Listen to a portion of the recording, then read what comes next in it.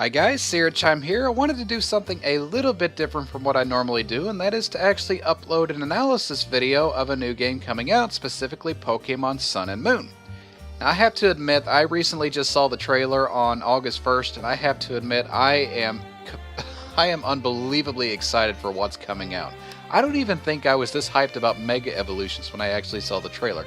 Mostly the Alolan forms is what's really got my interest, but the Z moves as well. I got a lot that I'd actually kind of like to cover. Most of it fact-based, but there are some theoretical stuff I want to get into, as well as maybe the possibility of where Mega Evolutions might fit into all of this. We'll cover all that in due time, but first thing I'd like to look at is one of the biggest new features in the game. That's actually the Alolan region, the different Pokemon that have actually shown up, in addition to the Z moves. So the Pokemon themselves, we were introduced to 5 different Pokemon that have Alola forms, in addition to 4 new Pokemon that are actually in the game, or at least 4 bird Pokemon and a couple of others. We'll take a look at those more in a little bit, but I kind of want to touch on the different types of the Alolan forms, because I think there's something kind of between the lines that we probably should take a look at. So starting off with, we've got the Alolan Exeggutor, which has pretty much just become an elongated giraffe. I don't know what the creators were thinking there. I will admit, it's kind of an interesting design, but they probably should have done some with the body, but oh well, we're not here to talk about cosmetics, we're here to talk about Pokemon. So anyway, it pretty much says here that the environment of the Alola region, that it pretty much being in the tropics, that Exeggutor became a giraffe Pokemon that pretty much resembles a palm tree, pretty much in the tropics. Now, I don't know what's going on with this tail thing here. They say it acts as a 4th head and it's independently, and that people consider this to be the true form of Exeggutor. What really strikes me is it says that this Pokemon excels at whipping its long neck like a lash to attack with its hard heads. But well, if you think about that, that would mean that this Pokemon is using physical moves, which makes me think that the Alolan Exeggutor might actually switch from becoming a traditional special attacker to a physical attacker. Now that's one thing that's kind of in between the lines, but something that's really interesting is the grass typing here. Why I find this interesting is because if you were to actually go check out Exeggutor, you would actually see that it's a Pokemon that doesn't really, by nature, just in its base form at least of the 6th generation, it does not learn any dragon type moves. Doesn't learn anything leveling up, it doesn't learn any kind of HMs or anything like that. You can't breed it, and even the move tutors, it doesn't get the move Outrage. So this kind of makes me think that the Alolan Pokemon might actually not only get different forms, but they might also get different base stats and even exclusive attacks that you wouldn't find otherwise. That Blast one's probably a given, but as far as the Alolan Exeggutor, I really think that this Pokemon may become a physical attacker just by its entry, saying that it pretty much excels at hitting its long neck against the opponent. We've actually seen that. So, could you imagine this special attack being switched with the attack stat and getting exclusive moves like Outrage or Dragon Pulse, something like that? That's just one of the things that I think I'm actually seeing, and there's actually a pattern there of Pokemon that are, well, actually might be changing their type depending on what happens, specifically the Alolan Vulpix. Now, I don't have to tell you guys, with this Pokemon becoming an Ice type, the Fire type moves outside of Hidden Power Ice are not going to get Ice Beam or anything like that. And that's what makes this interesting. I don't know if Vulpix, at least the Alolan Vulpix, is going to get access to the traditional moves that regular Vulpix does. But as far as what its stats might potentially be, I'd actually like to take a look more at Ninetales. I think it's going to be more telling to kind of look at that more. So we've got Ninetales that says it lives in the snowy peak that is revered in the Alola region as a holy mountain. They are treated as sacred. I don't know how that's sacred. Anyway, people meet them awe and fear. The Pokemon's personality is extremely gentle, and at times it's helped humans who seem in distress. So there's not much there that actually alludes to anything. It is able to produce ice crystals from the fur that covers its body. It could use these ice crystals to block attacks, and it could form balls of ice with them, which can fire like bullet opponents. So it sounds like something like Bullet Seed, which again might actually hint towards physical attacks. It may not, I really don't know. The power of the ice missiles is great enough to pulverize rock. So Ninetales I actually think is one of the best additions to the new generation so far. At least I'm going to go ahead and classify this as a new generation. The Ice Fairy typing is really interesting. I'm not really digging the quad weakness to Steel type, but because of the Fairy, the Ice type loses its weakness to fighting. You're still weak to fire, poison.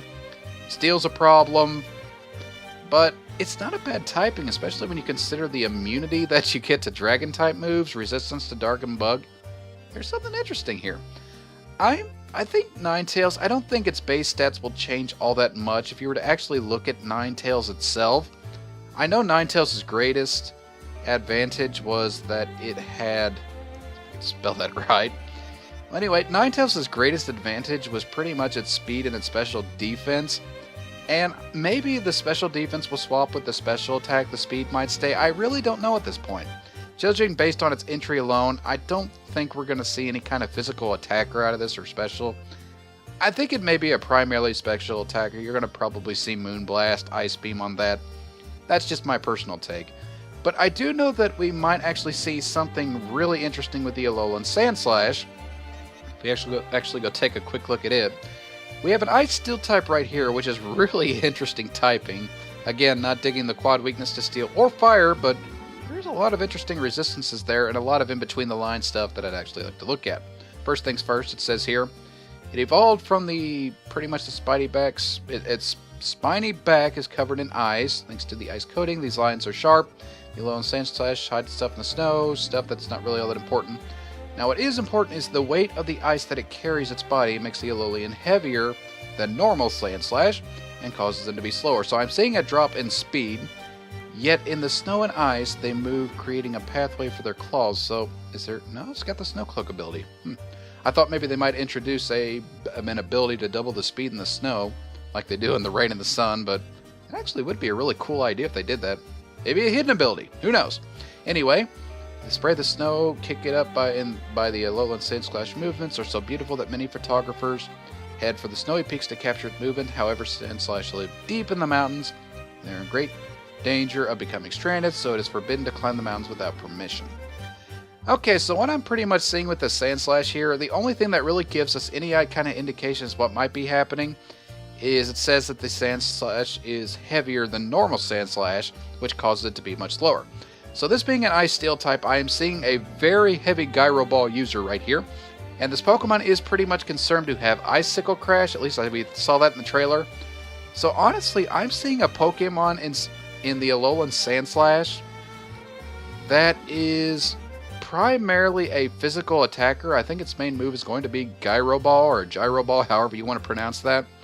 And it actually is the case that Pokemon does learn that, so it's not really far-fetched for that to actually be the case.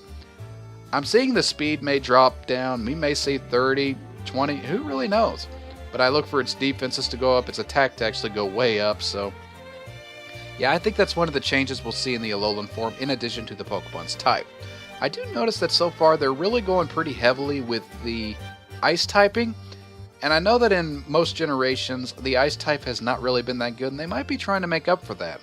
I don't really like the fact that all the Ice Pokemon have Snow Cloak for their ability, but it is something interesting all the same. I do like what they did with the Executor. It's not my favorite looking thing. I think the Alolan Ninetales might be my favorite, but... yeah, that's just me. Alright, so in addition to that, we were introduced to a couple of other Pokemon that I just kind of briefly want to take a look at.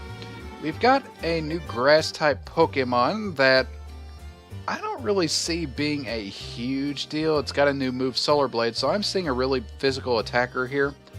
But I really can't say much more about this Pokemon. I like the way that it looks. It's an interesting Pokemon. But I think the biggest addition they've actually put in here is the Oricorio, I think that's it. The different Oricorios that we actually have in here now. Got the first one is a ballet style, which is the ability Dancer. Now, if you don't know what the ability Dancer does, as far as I know, what that pretty much does is if an opponent uses a dancing move in battle, the Oricorio will use that move in battle as well. So I'm thinking things like Dragon Dance, Sword Dance, Quiver Dance, pretty much all that stuff that pretty much made Pokemon incredibly powerful is what these Pokemon can learn. As far as Oricorio goes, its typing actually changed depending on the style that it uses. We've got a Fire Flying type, which I'm having a hard time seeing this Pokemon outside of its Dancer ability that may be standing out in competitive battling, just because of the fact that it's Fire Flying typing. It's going to have a quad weakness to Rock type moves. You've already got Talonflame, intense competition, and I really don't see that changing all that much. But it is something definitely worth keeping an eye on. The Dancer ability alone might be worth it just to have a check for it. Then you got the other Oricorio, which is the Pom-Pom style, the electric flying type. This Pokemon could actually see some use in competitive battling. As far as what we know about it, aside from it being an electric flying type, having the Dancer ability, I could see some competitive use from the electric flying type Pokemon with Oricorio. At least from the electric flying type. Not so much from the fire type. I could be wrong. I mean, look what Talonflame did. I didn't think that would happen, but if it didn't have Gale Wings. I don't know, the ability Dancer might be a huge thing to check Dragon Dancers, but you almost need an Ice-type Pokemon or a Fairy-type with that ability to really make it worthwhile, but the potential is certainly there. So then you've got the Pau style. Not really sure what that is, but this changes into a Psychic Flying. I'm having a hard time seeing this Oricorio stand out above anything.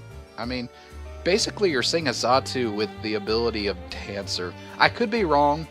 I mean, what was the other Pokemon that was created? Sigilyph, the other Psychic Flying type, didn't really stand out. It's really going to determine on what these Pokemon stats are. But pretty much it's something that makes it deal with. It sharpens its skills to the dance, increases its psychic powers, it's said to dance with gratitude. I really don't know how these Oricorios are going to stand out. The Dancer ability is really good, and if they make that a hidden ability for other Pokemon, I really think that could be a really interesting move. But I think that my favorite of the Oricorios might actually be the Sensu style because of the Ghost Flying type. Now, Drifblim has pretty much already given us that ability already, but there's just something about Ghost types, at least in the last generation, that losing their resistance to Steel type actually made them a really good offensive type. And depending on the stats of the Oricorio Ghost type, this could actually be a really good Pokemon with the Dancer ability. Now, I don't know what the physical or special moves would be for this. If it's a special moves, you pretty much have to hope for Quiver Dance for it to be successful. But these are really some interesting Pokemon, and I could really see them working. Probably the Ghost Flying type more than anything like that. I don't want to spend a lot of time on that. I kind of wanted to analyze just a few of the other things that are here. So, I know this is my first analysis video, and there's a lot here that I could talk about, but I really don't want to go too much more into the Pokemon. The main thing I'm noticing with this generation, grass types, typical, normal types, I will admit that the Mimar is an interesting Pokemon, but what I'm noticing is that each generation they try to introduce Pokemon with dual typings, and that looks like it's going to be the case here, at least in this game. They're trying to take Pokemon, at least from what I'm seeing, and trying to change their types and add to that dual typing count. Now, you can't say that about everything, but it really looks like what they're doing in this particular generation is, like I said, they're taking different Pokemon, even if it's existing Pokemon, pretty much changing their type. And I'm actually hoping to see a lot of Alola forms, believe it or not, when it actually comes to the game. So, yeah, there's a lot of different things here. There's a lot of interesting things in this generation. I can't really cover them all in this video. I don't really want to cover them all. I mostly wanted to talk about the Alola forms and some of the bigger aspects of some of the bigger things that I've actually kind of noticed so far developing in this new game. So getting away from that, I actually want to talk about something really quickly, and that is the Z moves. So pretty much the way that the Z moves work, we checked that out. What it does is it's a new element that has been introduced into Pokemon battles in Sun and Pokemon moves. Z moves are moves of great power that can only be used once per battle, something to keep in mind. When a trainer wishes to resonate with each other, they both release their power together. The result is an explosive force of a Z move. All Pokemon can use Z moves they perform. So pretty much what we need is we need the Z ring that fits the trainer's arm, which people think that might be replacing Mega Evolutions. I think otherwise, but give me just a minute on that.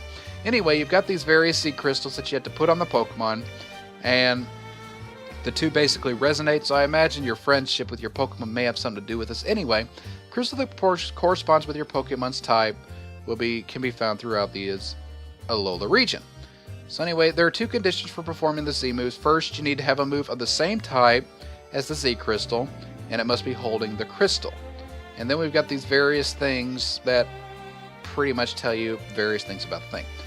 So pretty much what I'm seeing here, with it saying that you need to have a crystal of the same type, obviously you're going to have 16 crystals or 18 crystals for 18 types, and a Pokemon has to know the move of that type. So if you have a Squirtle, you need a water crystal and some kind of water move. That's all that this really tells us, and then you can use the Z moves.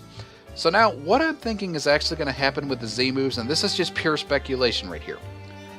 I honestly think that Z moves were introduced to end sweeping.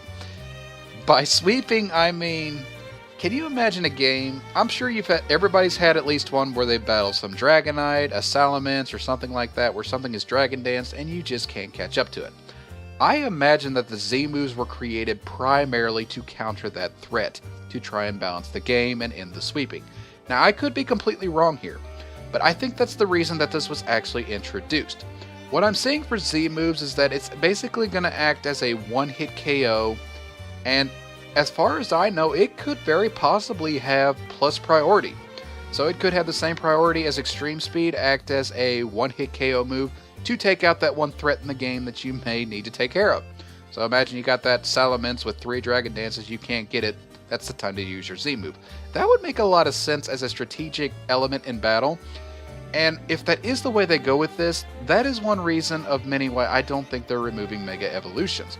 Mega Evolutions introduced a way to make unusable Pokemon usable, and it also introduced a way to make Pokemon that were already powerful overpowered, and yes, I am looking at you, Mega Salamence. But anyway, I don't think Mega Evolutions are going to go anywhere. This right here, I don't think spells the end of Mega Evolution. What I'm seeing is, I'm personally, in a theory, I am seeing a one-hit KO that may have plus priority. That is what I'm thinking as just a strategic element in battle. You say that in reserve. Think of it like Goku's Spirit Bomb. Got it ready to go.